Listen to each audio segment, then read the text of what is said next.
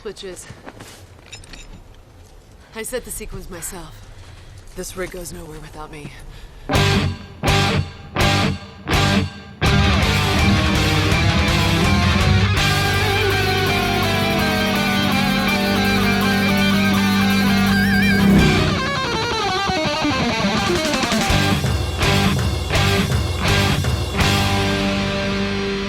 Welcome to the Mad Max Minute. Pick up what you can and run after Mad Max Fury Road, 1 minute at a time. I'm Rick. And I'm Julia. And today we're talking about minute 40, which begins with Furiosa watching the rig drive away. You know, she hates to see it leave, but she loves watching it drive away. And it ends with Max deciding that, okay, Furiosa can get in the war rig. Happy Monday morning.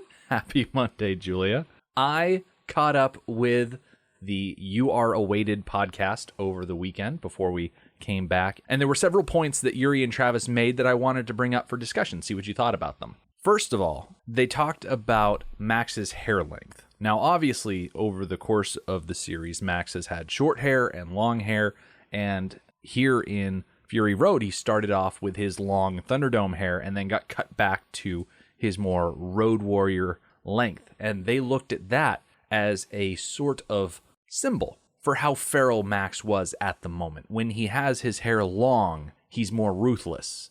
And when he has his hair short, he's more agreeable to sympathetic action. I really like that analysis. Hair, in general, in real life and in movies and in books, is just ripe for symbolism. And that's certainly true in this movie and the rest of the series. One thing that I was really hoping they would bring to the table was the talk about blood loss. And they still have no idea how much blood Max has lost. So we're still very much in the dark. And yeah, honestly, I'm kind of glad that we're pushing past it. We're getting to the point where enough time has passed that we can stop bringing it up. Because I feel like that was a near constant thing. Constantly saying, oh, how much blood has he lost? Yeah, and it's one of those things that we're just never going to answer. And even if we got a nurse or a doctor in here to analyze how much blood he lost, he probably lost too much to survive, is my estimate. So we're already in the realm of movie magic. Yeah. So we might as well just be happy in the realm of movie magic on that point and move past it. Mm-hmm. And who knows? Maybe Max just fights better when he has only half of the blood in his body, sort of like a drunken master sort of situation. Now, when they got to the subject of Angharad, they were talking about the scars on her face, and one of the things that they hypothesized is that they are self-inflicted, that it was a way for her to mar her face in order to, I would say, spite Joe. Oh, for sure, as a way to punish him for things that he has done to her, and also perhaps in an attempt to not be so attractive to him. And also, self-harm is a way for people who feel like they have no control in their lives to have control over something. So that is very much what it could be for her. I'm kind of surprised we didn't bring that up as a possibility. Yeah. Having heard that from Yuri and Travis, looking back on it, I'm like, oh, well, yeah, they probably are self-inflicted. Although I still think my guess that they are scars from an abuse episode are also valid. Yeah, I really could see that being true as well. It could go either way. Speaking of evaluating things either way, I know when we first saw the wives, you mentioned that they reminded you of the sirens from O Brother, Where Art Thou? Yeah. And Yuri and Travis brought up a different set of female Greek figures, specifically the Furies, the female figures who prophesy doom. Okay. I'm pretty good with Greek mythology, but I actually know nothing about the Furies.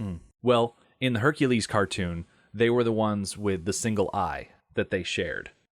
Oh, see, I always knew them as the Fates. Okay. Yeah. If the Furies and the Fates are the same thing, then I know a little bit. Yeah. They have one eye between them mostly. The Encyclopedia Britannica website describes them as the daughters of darkness and Gaia. Euripides was the first to speak of them as 3 in number. Later writers named them Alecto, Tisiphone, and Megara, meaning unceasing in anger, avenging of murder, and jealous. And they lived in the underworld and ascended to earth to pursue the wicked. And they were often identified with spirits of the fertility of Earth. Okay, so there are Greek figures who are aware of evil and seek it out, go after it to eliminate it. There are also female characters who are named after specific aspects of their character, like Alecto being unceasing in anger and the splendid Angharad being the most prized of Joe's wives. Tisiphone being the avenger of murder, Toast being the knowing. Yes, they're very much labeled, almost like a job title. Yeah. Yeah. So I don't know how planned that was, but there are several parallels Yes. that you could look at with these characters. Speaking of the wives, there is apparently a shot of the Dag that was shown in one of the trailers, where in this scene she was looking at the approaching war party and did one of those pinching things where she squishes the war party. Squish your head. I wasn't able to find it, but Yuri and Travis remembered it, and they identified it as a deleted scene or a cut shot. I don't know if it happens later on in the movie or if we passed it and they actually did cut it, but they noticed it. I sure as heck didn't. It almost sounds like a blooper, like something that she did in a shot that was like already ruined, so she did something funny. I don't see why not. There were hundreds of hours of footage. Right, because it just doesn't seem like something someone would do, like, in-universe. Although it does feel like something that the Dag would do. Dag is certainly the most... I'm not really sure, like, the words to describe her. Trashy is just not a very nice way to say it. The Dag is just very rough around the edges. That's a good way to put it. So if anybody were to make a funny little gesture like that, it would be her. One last thing that I wanted to bring up from the You Are Awaited listening that I was doing. Yuri and Travis were talking about this thing that voice actors do, especially when it comes to children's cartoons. It is a sound called the keep alive groan, and it comes up when a character is attacked by the hero and thrown into a pile of boxes or tossed off a building or they land in a pile of garbage. The hero has done something to take this bad guy out, and the voice actors provide this keep alive groan to attach to that character, so that way the kids know that the person who has just been thrown off a building and landed 30 stories below isn't dead, they're just hurt. I'm sure that's something that's been around for a long, long time, as long as animation and movie fights have been around, but that seems like something that gets used a lot whenever Batman's involved. Because Back to Batman. because Batman has this very specific reputation for not killing people. I just love how minor of a detail it is. Like, it's everywhere. Every children's cartoon you watch, if there is a human character that is beaten up by the hero, they always have that little keep alive groan, and for some reason, I guess I've just never brought it to the forefront of my mind to acknowledge it, but it's always been there. And that's what they do here with Nux. As he's rolling around on the ground, they give him that keep alive groan so people know he's not dead. Like Very Harry much Houdini. so. Are we ready to dive into this minute? Yes, we are ready to get into the actual meat and potatoes of this minute. And as we start in on minute 40, we got Furiosa followed by all of the wives, and she gets to follow up what she said on Friday by telling them, now pick up what you can and run.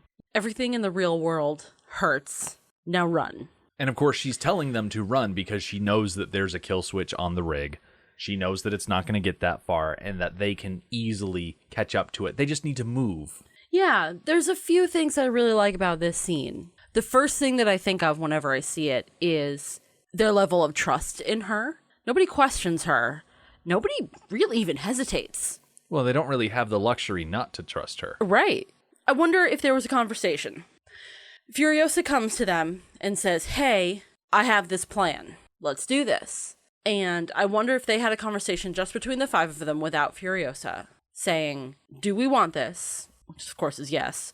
But everybody's in agreement. Do we trust her? What level of trust do we have in her? And they all agreed that they were going to follow her and they were going to trust that she knew what she was doing, or she knew how she was going to get them out of troublesome spots. That has to be the case. Because if that conversation hasn't already happened off screen, I feel like now is kind of the time. I know time isn't really allowed for it. The war parties are pressing down on them, but at some point, that conversation needs to happen. So my assumption and my imagination says that it happened after Furiosa presented them with this plan and happened without her present. All right, so I am looking at the comic book here, and there is a certain point where Furiosa has spent a lot of time with the wives, and she's taken away at one point. And she's taken away, and then the chastity belts are introduced. There's a lot that goes on here, and I'm not going to try and summarize the whole comic book because I want people to buy it. So the wives are sitting in the harem, and they are upset because their situation is just dire. And so they're talking in amongst themselves, and it's Angharad who stands up and says, "Look at us. If we let him win, we will lose ourselves. We will lose our minds. Furiosa showed us to be strong as women. We are not things." And then Angharad hugs the dag and says, "Your baby will be beautiful because you are beautiful and brave. You had the guts to do what we were afraid to do." Because the dag did something. She made fun of Joe. She pantomimed him or something like that, and she was punished for it. But anyway, she says, "No more fear. We have each other, and we'll find a way out of here together." And it's at that point that Furiosa comes back and is like, "Get dressed. We're leaving now." And they're like, "Oh, we knew you'd come." They practically begged her to do it earlier in the story before that point. And so the decision to leave was made primarily by Angharad, and all of the other wives trusted her. Okay, so in this scene, maybe it's not so much the rest of the four are following Furiosa without question. Angharad is the first one to move. Mm-hmm. So they're following Angharad without question. Yeah. That does seem about right. Everything that we know about Angharad so far, she's trying really hard to be the leader. Mm-hmm. And so far, so good. She's doing a good job so far, I think. Swinging away from the wives for a moment, I have to wonder why Furiosa uses kill switches that stop the engine after a while, like we see in this minute, as opposed to kill switches that wouldn't let you drive the rig in the first place. Probably because there are times when it is advantageous for somebody else to be able to drive it short distances, mostly when doing maintenance on it, or setting it up to go on these journeys, like backing it into the right place, getting it ready for the trailer to be hooked on. Okay. Our introduction to Furiosa and the rig, it's tough to put a timeline on that, but when she's walking up, it feels like the first time she's walking onto this scene. Not that she's already on the scene because she put the rig there. It feels like somebody else put the rig there, and she is now approaching it for the first time. So that is a time when a short distance or a short time frame of somebody else driving it would be helpful. Okay, that makes sense. Also, as the wives run after Furiosa and after Angharad and all of them, good on Toast for grabbing the shotgun. Always good not to leave guns behind. Yep. And then as the dag runs by the pile of chastity belts, she stops. She doesn't pick one up, but she turns around and kicks it and spits at it. This little show of defiance, which is only for herself. Mm. Nobody else can see her. And I really like that because some things that we do in life are for other people and are meant to be seen. And that's okay. When you say it like that, it kind of sounds selfish, like you're doing something to be noticed. But that's okay. And some things are just for you. And I think the things that we do so that people can see us and the things that we do so they can't see us say a lot about who we are and how we relate to the world and to other people. So she is doing this act of defiance just for her. Nobody else can see her do it. I think that says something about her spirit, her fieriness, that it's not something she puts on as a show. It's something that is in her all the time that is just who she is. Something that visually came to mind when the wives are told to grab anything they can and run. Kind of made me think of King's Quest. I don't know which number, but it's one of the ones where the prince ends up shipwrecked on a beach and you need to leave the beach, but before you do, you need to look around in the sand because there's stuff there that you need later on down the road. So it kind of feels like, all right, make sure that anything useful from this scene that is here, you grab it, and then you move on to start solving your problems and your mysteries. Like the shotgun and the bundle of cloth that Toast grabs and the bolt cutters that the Dag has. Exactly. Grab those up, put them in your bag of holding, and then move on. Mm-hmm.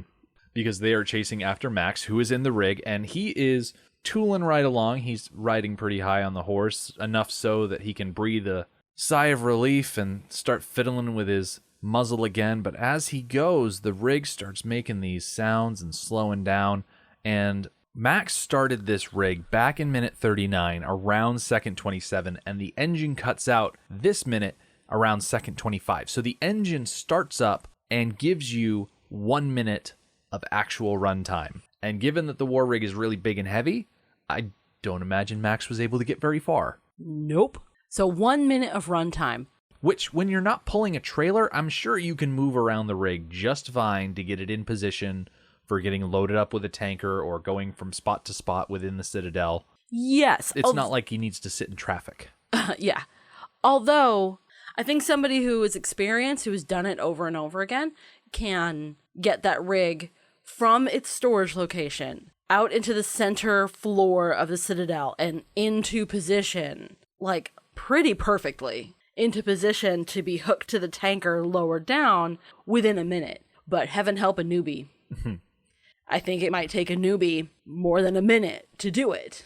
And there's nothing to say that the war boys don't know the kill switch sequence. Max is an outsider. He knows very little about the Citadel. So it could just be, if you're one of those war boys that has to prep things for the Imperators, you just might know the kill switch sequence. I was inclined to automatically disagree with you, but then I was thinking about people in power and the people who serve them closely on a personal level. Those people know more about that person in power than anybody in the whole world. They know all sorts of things that the greater crowds would kill for. They just have very intimate knowledge of that person in power. Like, think of that war pup who helps Joe put on his armor. Mm-hmm. I'll bet you the masses have no idea how physically encumbered Joe is. But that war pup does. He knows exactly what physical condition Joe is in. And that war pup probably has unfettered access to Joe's chambers. Unfettered access. So, along that train of thought, the war boys who assist Furiosa in maintaining the rig have intimate access to that rig. So they probably do know the kill switch sequence. It makes sense to me. I imagine that Furiosa does keep it quite close to her chest, but in order for her to function, somebody else has to know. Exactly, just as a practical thing. Yeah, like the mechanic, the primary mechanic, has to know the switch sequence. But without that sequence, you're left in a situation like Max finds himself in. He's mashing on the accelerator, he's pounding on the dashboard, and he gets to this point where he just rolls his head back and admits defeat. Not that he says it out loud, obviously. He's manacled and he doesn't talk to himself out loud like this, but you get the idea. And this is the state that Furiosa and the others find him in when they catch up to the rig, and Furiosa pulls down the harness attached to her prosthetic off of the mirror. Because honestly, where are you going to find another one of those? It's a one of a kind. So thank goodness they were able to catch up. And as she's standing down below the window, she looks up at him and she says, "Kill switches." And Max peers out the window like, "What are you talking about?" A little detail that I find interesting is that as Furiosa, she runs up to the side of the rig, she's still holding the wrench that she was cleaning off the rig with a few minutes ago. She's still holding it. First thing she does is throws it on the ground. Yep. Like, you need that. Don't throw it on the ground. It's a tool to help you run the rig.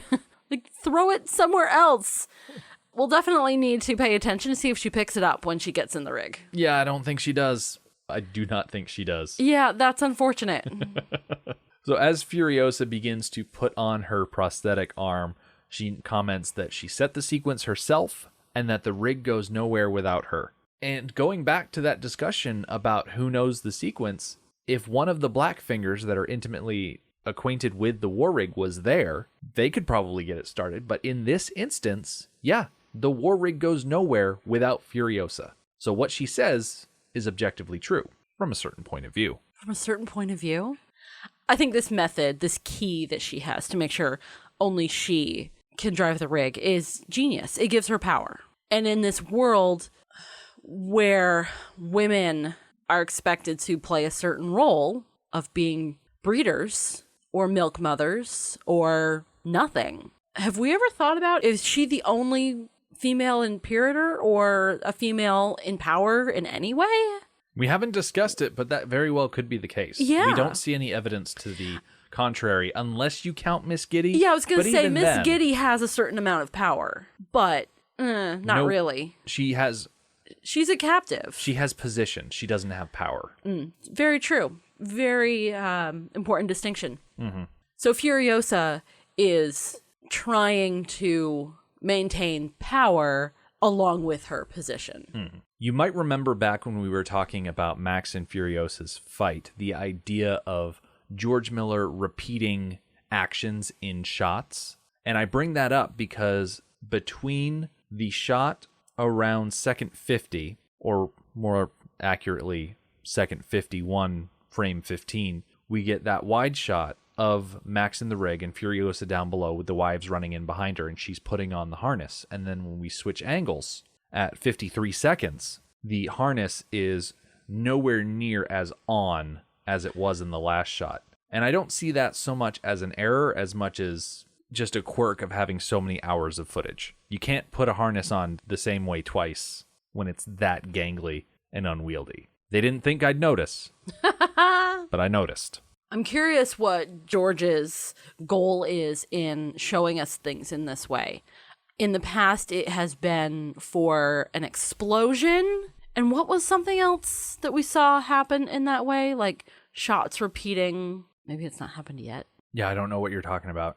You're going to have to be a bit more specific with me. You were talking about how he repeats shots. So you see the same thing happen kind of over and over again, maybe from different angles, but over and over again. We've seen that happen before. Like he did it with an explosion of like a vehicle, right? There's been a lot of vehicle explosions. I know, but we talked about it specifically. But I can't remember it. Okay, fine. The one that I can remember is the wives pulling on the chain. That's the one I can remember at this moment. I believe you that it happened. I just can't remember it. The wives pulling on the chain? Yeah.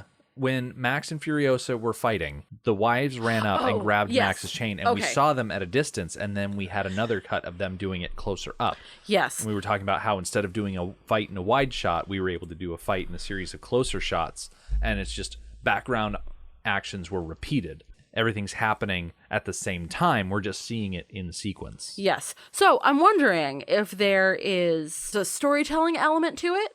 Like if he's doing this method of editing for specific events, large and small, where maybe it's something we're particularly supposed to pay attention to. He's very good at drawing our eye and making sure we see what he wants us to see.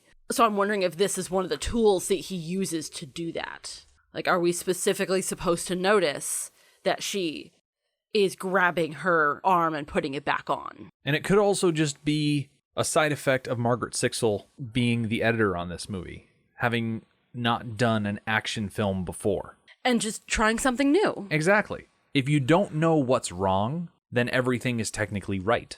I like the idea of pulling in somebody new who hasn't developed a toolkit. Is it that she never edited before, or is it that she never edited an action movie before? It's the action movie part, because she was the editor on Babe Pig in the City. She was the editor on Happy Feet. Okay. It's just this is a different sort of movie. Okay. So she wasn't burdened with all of the editing tactics of an action movie editor. Mm-hmm. She was able to come at it from a different angle. I wanted to make sure we threw her in there and got her the props. Yes, because while George is the one who sets the direction, she's the one who edited this stuff together. Mm-hmm. She's the one that came up with these ideas of, specific methods. Mm-hmm. I wonder what that relationship is like. An editor and a director. Is the director with the editor? Do they hang out while she's editing so that it's kind of a collaboration, or do they just maybe sit down and take notes, like, okay, this is the kind of thing I'm looking for. These are what I have in my head. And then she goes and does it more on her own and just presents, okay, here's this scene. Let's take notes and redo and stuff like that. Yeah, I think that's how it is. Yeah. Having never done it myself, I think that's how it is. I could be wrong. I don't know. I don't work in Hollywood. The farthest thing from Hollywood. I can imagine that's an incredibly difficult job. Oh, of course. Because you and I have both edited. But we do audio and not video. Well, yes. I've done a little bit of video editing in the past, but nothing significant. Yeah. Although there have been times where I have asked you to remove something from editing while editing. So that's kind of along those same lines. Like, I'm not doing the work myself, but there is something in there that I don't like, and I don't want it to end up in the final product. Mm-hmm. For sure.